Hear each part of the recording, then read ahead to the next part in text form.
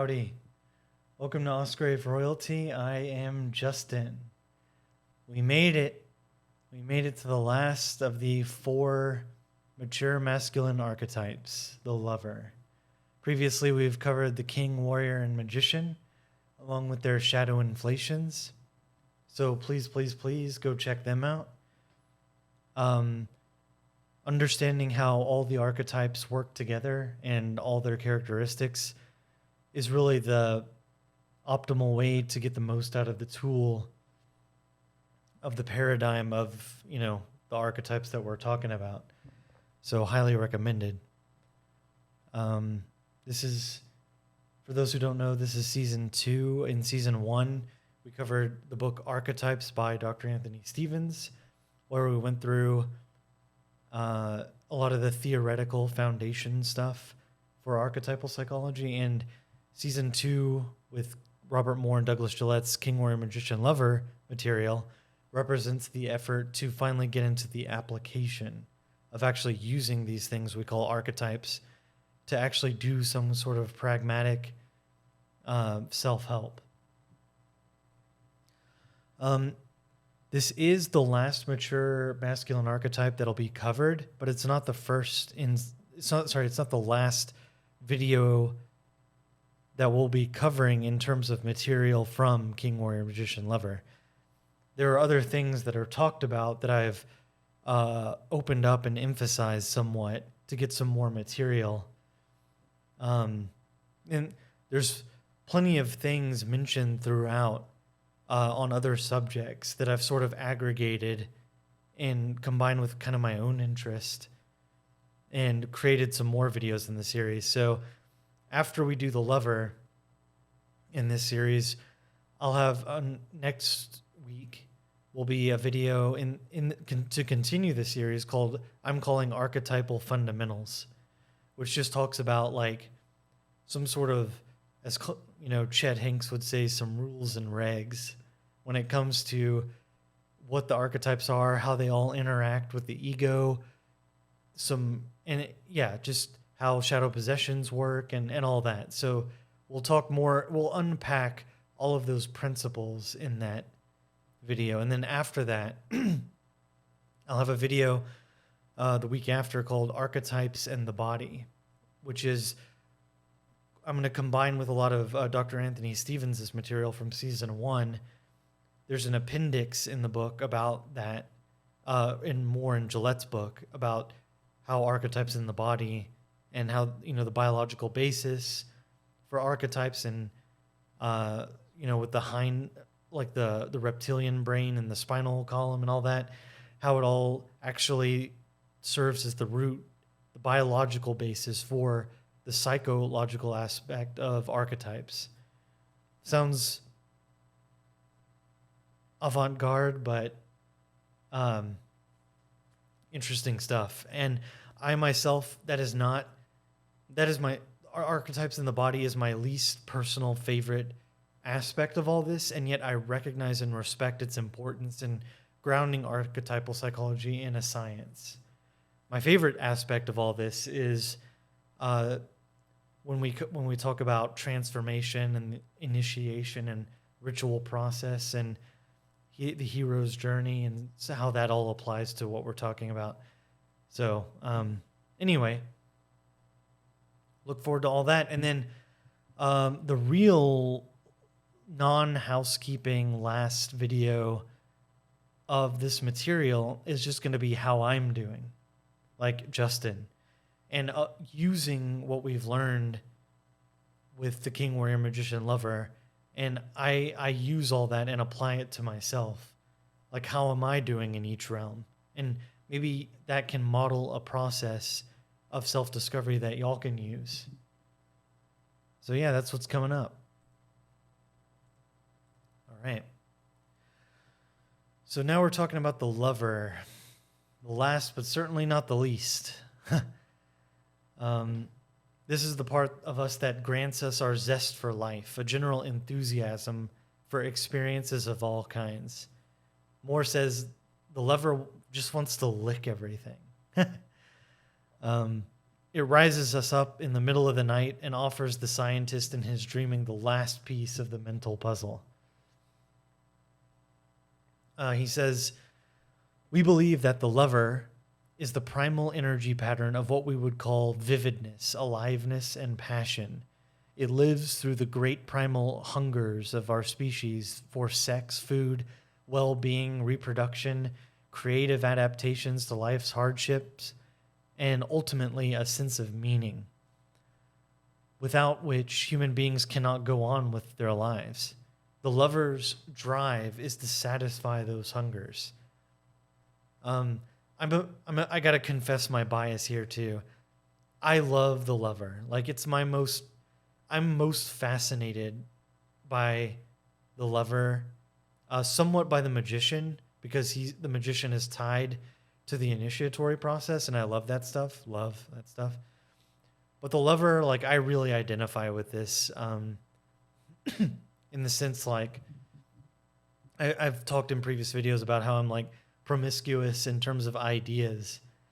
I just love life, and it's so rich. Like, I want to learn about origami and cooking and farming and permaculture and astrophysics, and like, I've just that the energy to satisfy my curiosity is like, I have a strong lover archetypal activation within me.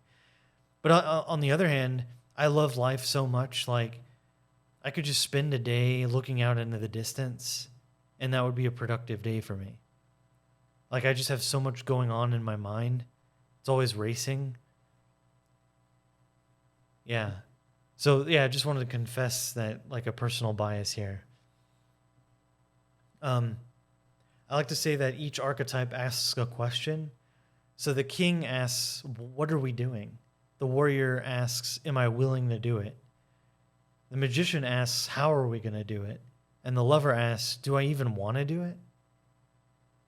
Without the lover, we may be able to accomplish great and marvelous things, but we'll never enjoy doing any of it. Gee, I wonder if this is something men struggle with these days.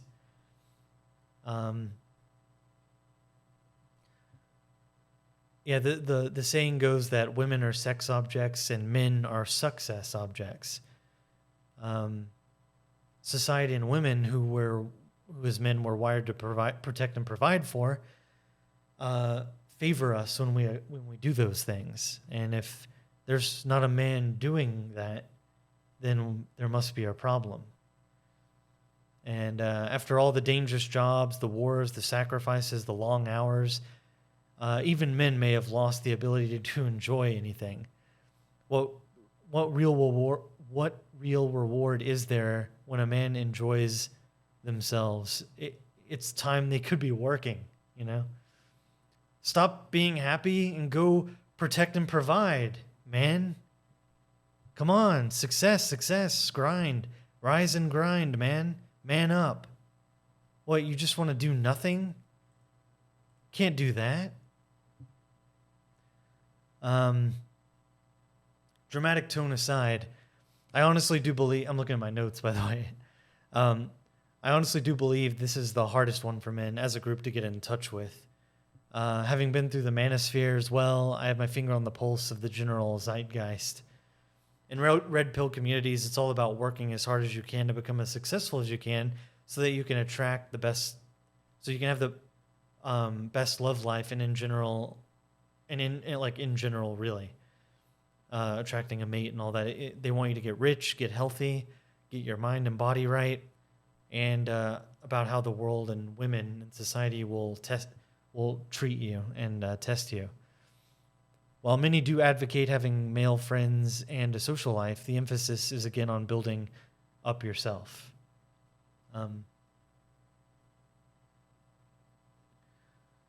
I guess, yeah, I mean, that's all great, but I wonder if there's anything outside of that would be seen as valid. Like, what if you had your own interests that weren't serving any of that? Like, maybe you do like to take long walks when you could be doing something else. Is that really a negative?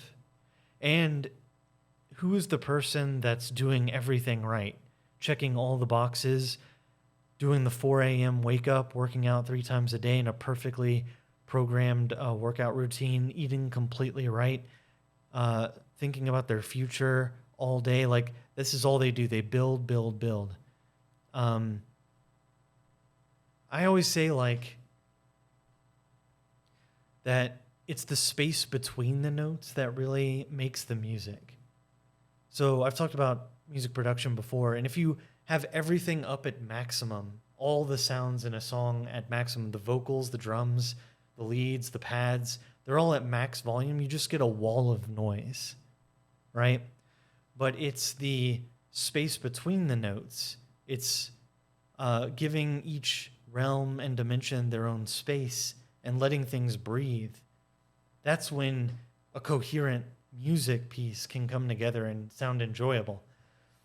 I just, all the workaholism, the like worship and kind of self-masturbation kind of thing going on, it's a little zealous, a little radical. I get that. I respect, like, everyone needs a kick in the butt. But if all you're doing, if you're all stick and no carrot, I don't know. You only have one life. I just have this joke that, you know, I've done some stand-up. I think the worst time to die would be like after a really intense workout, you know?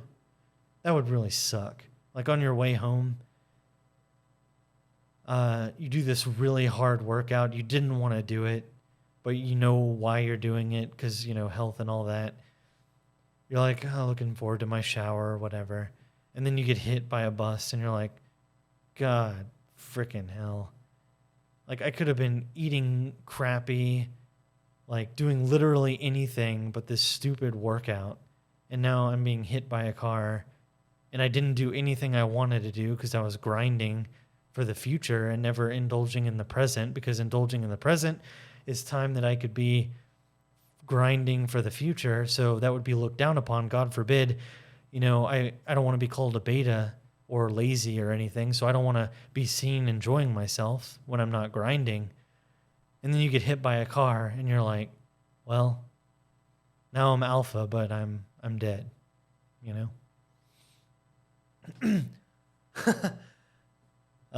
Spoken from a low to mid 20 percentile body fat percentage man who struggled with his weight and, physical success. And I always I grew up in a world of grades are all that matter. And the job and prestige and where you go to college was all that mattered. And it's in your mind, you know, all this physical stuff. It's just, that's judging a book by its cover. And only weak minds do that. Like, that's very judgmental. It's not good. You never want to judge a book by its cover. And then you get the black pill, you know, which is like your genetic success kind of is your love life success is largely predetermined by your genetics, how tall you are, and all that. I'm 5'7", so it's almost like, why work out, you know? Women will just want a 6-foot guy. You got to be careful with imbibing like what the online reality is and what the real reality is. So I actually remain an optimist through everything. I'm not going to go through all my details here. I actually have a video on the manosphere and my thoughts about it. Overall, I'm upbeat, but I think I just want to make sure that if I die, I want to have made the most of my life and made sure I enjoyed it, you know? Ooh, that was a rant. So let's get back to it. So from Moore and Gillette, tragically, the unrelenting attacks on our vitality and our shining begin early in our lives. Many of us have so repressed the lover in us that it has become very hard for us to feel passionate about anything in our lives. The trouble with most of us is not that we feel too much passion, maybe that's me, but I'm very strange, but that we don't feel our passions much at all. We don't feel our joy. We don't feel able to be alive and to live our lives the way we wanted to live them when we began. We may even think that feelings, and in particular our feelings, are annoying encumbrances and inappropriate for a man. Gee, I wonder if that's mentioned in the Red Pill. Yeah. Nobody cares about your feelings, bro. You know, all that. But let us not surrender our lives, exclamation mark. Let us find the spontaneity and joy of life inside ourselves. Then not only will we live our lives more abundantly, but we will enable others to live, perhaps for the first time in their lives. Ironically, Moore explains that the lover is also somewhat of an outsider, not just in society, but in the psyche as well, compared to the other archetypes. The lover is the only one that seeks to expand boundaries instead of limit and enforce them, like the king and the warrior. At first glance, the lover seems to be fundamentally opposed to the other three mature archetypes. The king, the warrior, and the magician all stand for creative ordering and structure, though in characteristically different ways. The lover seems to undermine structure. He champions the pleasure principle over the reality principle, play over work. Ecstasy, by its very nature, transcends boundaries and structures. Historically, lovers of truth and knowledge, whether scientists whose discoveries challenge the prevailing concepts, or artists and musicians who critique the norms of ordered society, always rub the establishment the wrong way. The first groups that any oppressive tyranny persecutes are the artists and the intellectuals. Moore and Gillette emphasizes the point by borrowing a term from philosopher Sam Keen, who coined the term outlaw lover, and that the type of loving that first arises in adolescence, which clings to an ideal of truth and beauty for which he would gladly give his life. The outlaw is present in the rebel idealist who strikes out against societal norms. This serves an important purpose in the psyche. And I'm going to read a lengthy quote here, but it's really important. The lover today, as expressed in the modern psychoanalytic process, teaches us to value those parts of ourselves that we have thrown away in the process of becoming socialized into the structures of society. By revaluing what cultural norms have been devalued, we learn compassion for ourselves and for others. In this paradoxical sense, the lover is amoral, but is also the source of authentic morality. And it is the lover's refusal to accept the artificiality of boundaries within the psyche and between people that is the source of the sense of relatedness from which familial and societal structures arise in the first place. The other three mature masculine archetypes need the lover in order to avoid falling into sterility, schizoid manifestations, or sadism. The lover provides them through his passion and valuing of the other, with their generativity and their reason for being. Because of his regard for the other, he keeps them from remaining immature and narcissistically self-involved. He gives the king the passion to make a world and provides him with the creative aspect of the creative ordering that is the hallmark of the ruler on the primal hill. The warrior draws from the lover motivation and for the aggressive pursuit of the good and wielding his sword against the king's enemies, chaos and death. And the lover provides the magician grounds for stewarding the sacred space the lover reveals, and for aiding human beings in their quest for initiation into healed and more integrated ways of living. The lover needs the other three archetypes to keep him moral. He needs to experience the value of their structures and the vital importance of boundaries. He needs the artificiality of form which each of them invokes and imposes in order to channel his libido in productive ways. The lover uses the bounded channels established by the other three archetypes for moving from the eternal infinite to the finite temporal world. He needs the other mature masculine archetypes in order to incarnate in such a way as to enhance human life, rather than destroy it in an uncontained cascade of light and ecstasy. Great writing here. It's a lot. There's a lot in there. Up to now, we've talked about what the lover represents, its outlaw quality and its dynamics within the psyche. So we're about to explore the shadow aspects of the lover, which are the addict and the impotent. But I hope you all have a sense, like, what the lover is and what daily aspects of life the lover is involved in. So let's talk about the addict. Moore says, this is the man who is always searching for something. He doesn't know what it is he's looking for, but he's the cowboy at the end of the movie, riding off alone into the sunset, seeking some other excitement, some other adventure, unable to settle down. He has an insatiable hunger to experience some vague something that is just over the next hill. He is compelled to extend the frontiers, not of knowledge, but of his sensuality. Sense experience, not just sex.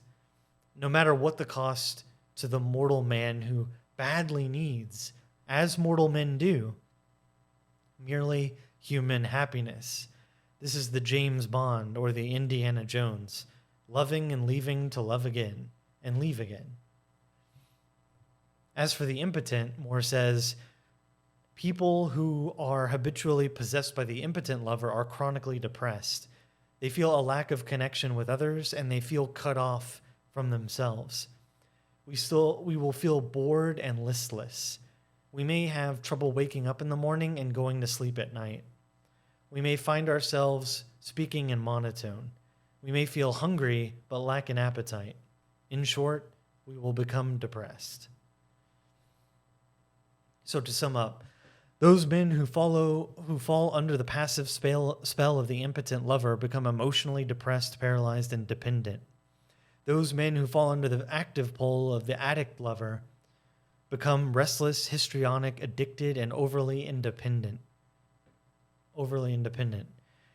Antisocial, basically, as they seek to escape from being enmeshed in the sensual world, the world of sense experience, not just sex. Oscillation between the passive and active poles of the shadow lover is the rule, not the exception. It is impossible to have a disordered lover that does not affect the other archetypes. An individual who gets erotic gratification out of inflicting pain is a warrior whose lover energy is deeply out of balance. A king without lover energy cannot bless and nurture his people. A magician who lacks a connection to the lover is at best a voyeur, or I like to say an academic, an ivory tower academic, who's learning all these amazing things but has no practical use to benefit or bring pleasure to anybody. Emotionally detached therapists are often voyeuristic. When a man apprehends the lover in his fullness, he embraces the liberating experience of being a finite and worthy self, intent on joyful partnership with another. In my personal opinion, I would say that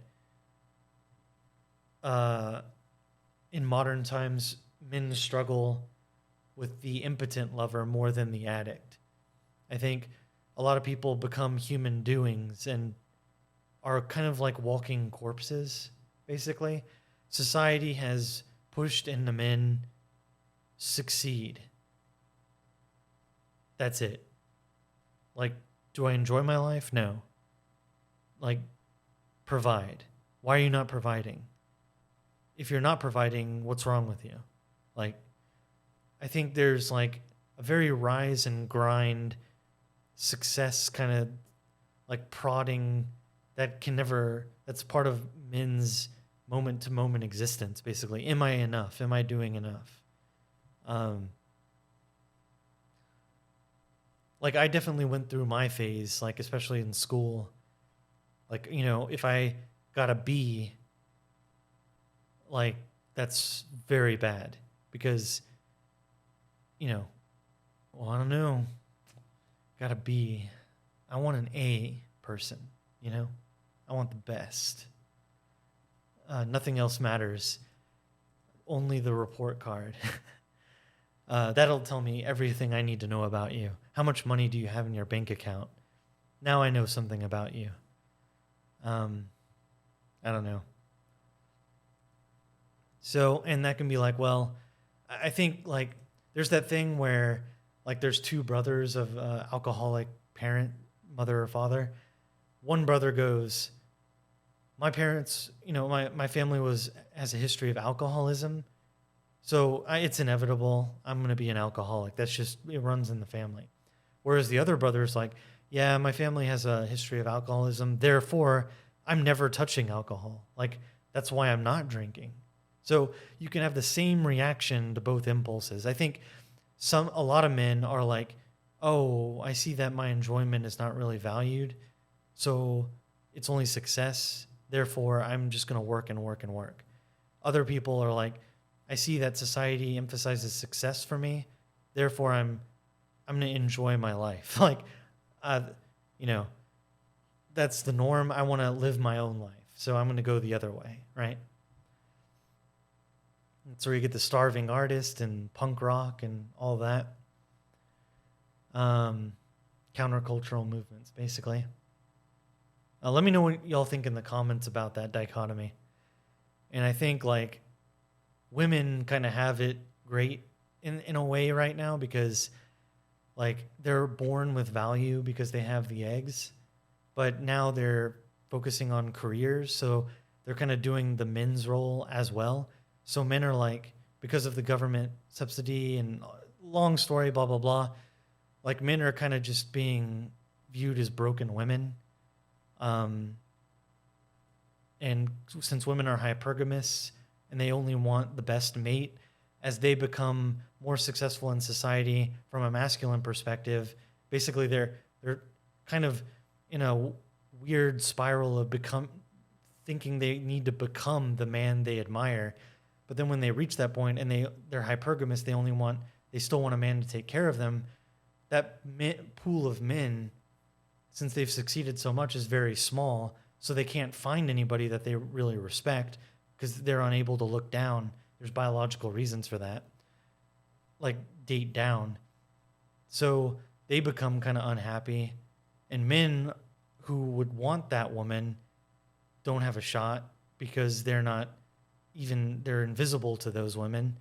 So there's kind of like this, like both sides are unhappy.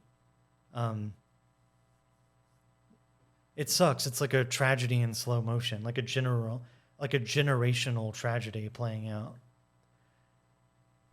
Good men who may not be incredibly successful are kind of like doing the John Travolta Pulp Fiction thing, Meanwhile, there are only a small percentage of successful men, so they're all sleeping with all the women, and the women are like men are dogs because they're only dealing with men who have a ton of options. Meanwhile, 90% of the other men are looking at each other like, what? We're dogs? What? Like, we haven't even been on a date. And it's a bad situation. Anyway, to wrap things up, that was a rant. What really reminds me of the impotent lover is Bill Murray from Lost in Translation, and potentially even Scarlett Johansson. After all, the masculine archetypes are within women as well via access through their animus, and feminine archetypes through the anima in men. I like to think of Robin Williams in Dead Poet Society as the lover in its fullness. Suck the marrow out of life, Let me know what y'all think in the comments below. Any good examples that y'all can think of? Again, this is the last of the major 4 archetypes. Congratulations if you made it through all of it. Thank you so much for joining me along the way. We still have a lot more to come. So I will see y'all in the next one. Take care. Bye-bye.